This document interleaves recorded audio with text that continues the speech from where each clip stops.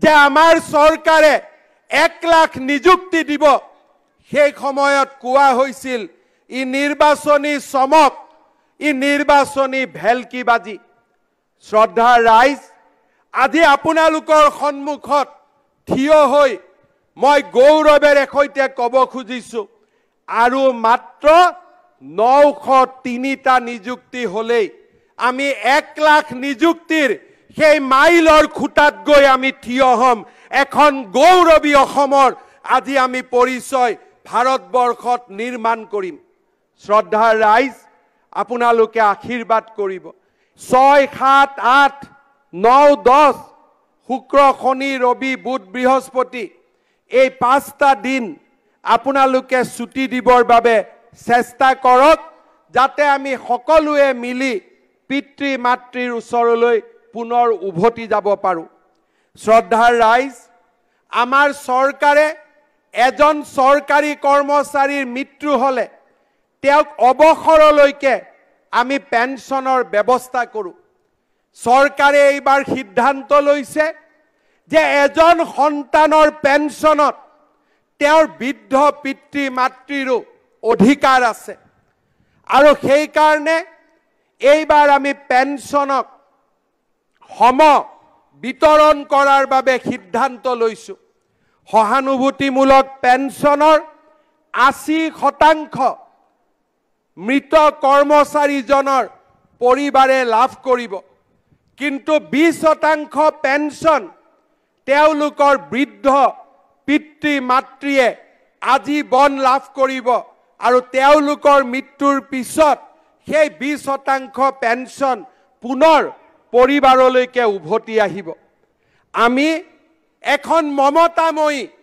কৰুণাময়ী সমাজ অসমত নিৰ্মাণৰ বাবে আমি প্ৰচেষ্টা কৰিছো শ্ৰদ্ধাৰ ৰাইজ 9,22,000 লোকৰ বায়োমেট্ৰিক এনআৰসিৰ সময়ত বন্ধ হৈ পৰিছিল মই প্ৰচেষ্টা চলাইছো যাতে অহা কিছু মাহৰ ভিতৰত এই এনআৰসিৰ বায়োমেট্ৰিকৰ ওপৰত থকা প্ৰতিবন্ধকতা আমি উঠাব পাৰো আৰু ৰাজ্যৰ জনসাধাৰণক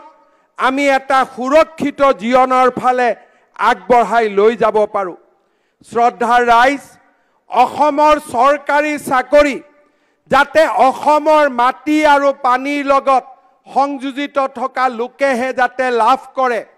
সেইবাবে অহা কেইটামান দিনত আমি ষ্টেট ডমিসাইল পলিচি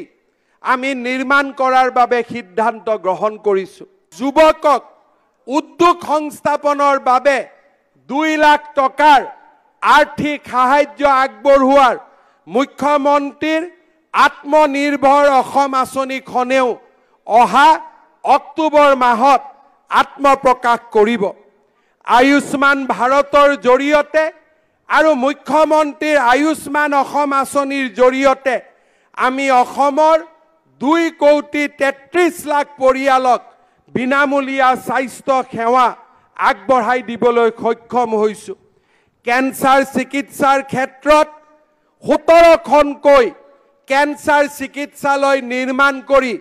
আজি অসমে এক নতুন দিগন্তত ভৰি দিছে 13খন মেডিকেল কলেজ স্থাপনৰ পিছত এই বছৰত গুৱাহাটীৰ দ্বিতীয়খন medical college Pragjyotishpur medical college আৰু 2025 চনত 3খন নতুন মেডিকেল কলেজ বঙাইগাঁও সোণাৰী আৰু বিশ্বনাথত আত্মপ্ৰকাশ কৰিব অসমৰ বিকাশৰ এই সোণখেৰীয়া যাত্ৰাই আজি প্ৰতিটো বিভাগকে স্পৰ্শ কৰিছে চৰকাৰী কাৰ্যালয়ত গৈ কোনো লোকে যাতে হাৰাশাস্তিৰ সন্মুখীন হ'ব নোৱাৰে কি হ'ব লাগে আমাৰ অমুক সংকল্প যেতিয়া চৰকাৰী কৰ্মচাৰীয়ে উপঢৌকন লৈ পুলিচৰ ওচৰত হাত থিয় কৰে আৰু সেই কৰ্মচাৰীজন যেতিয়া অসমীয়া হয় সেই মুহূৰ্তত মই প্ৰাপ্তিৰ আনন্দ অনুভৱ নকৰো সেই মুহূৰ্তত মোৰ হিৰ লজ্জাত অৱনমিত হয় আমি আমাৰ জননী জন্মভূমিক আমি কলংকিত কৰিব নোৱাৰো। মই চৰকাৰী কৰ্মচাৰীসকলক আহ্বান জনাম, নিযুক্তিৰ পৰা ট্ৰেন্সফাৰলৈ সকলো স্বচ্ছ আৰু নিকা কৰাৰ দায়িত্ব মোৰ। পশ্চিমবংগ চৰকাৰেও দিব নোৱাৰা সুবিধা দিয়াৰ দায়িত্ব আমাৰ। ৰাইজৰ দায়িত্ব, ৰাইজৰ কৰ কাটলেৰে আমি চৰকাৰী কৰ্মচাৰীৰ অভাৱ অভিযোগ নোহোৱা কৰিম। কিন্তু চৰকাৰী কৰ্মচাৰীসকলে এখন দুৰ্নীতি বিৰোধী সমাজ নিৰ্মাণ কৰাৰ দায়িত্ব গ্ৰহণ কৰিব লাগিব।